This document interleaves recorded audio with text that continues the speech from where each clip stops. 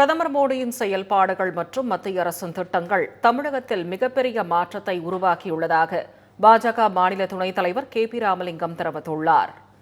சுதந்திர தினத்தை முன்னிட்டு நாமக்கல் மாவட்டம் ராசிபுரத்தில் பாஜக சார்பில் மூவர்ண கொடி பேரணி நடைபெற்றது.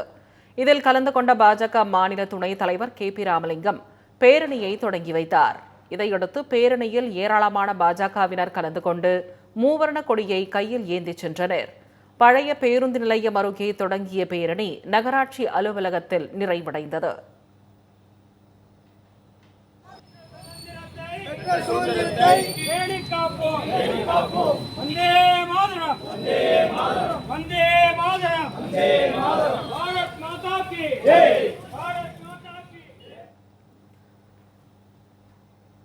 அப்போது நகராட்சி வளாகத்தில் உள்ள மகாத்மா காந்தி சிலைக்கு மாலை அணிவித்து மரியாதை செலுத்திய கே.பி. ராமலிங்கம் தனது இல்லம் முன்பு மூவர்ண கொடியை ஏற்றி வைத்தார்.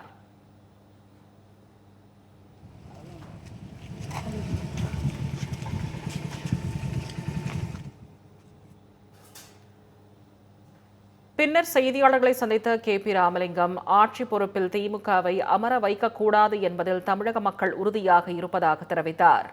பாஜக அதிமுகவின் தேசிய ஜனநாயக கூட்டணியுடன் இன்னும் பல கட்சிகள் கைகோர்க்கும் என கூறிய அவர், பிற மாநிலங்களைப் போல தமிழகத்திலும் நல்லாட்சியை கொண்டுவர வேண்டும் என்ற நோக்கத்துடன் தேசிய ஜனநாயக கூட்டணி செயலாற்றி வருவதாக தெரிவித்தார்.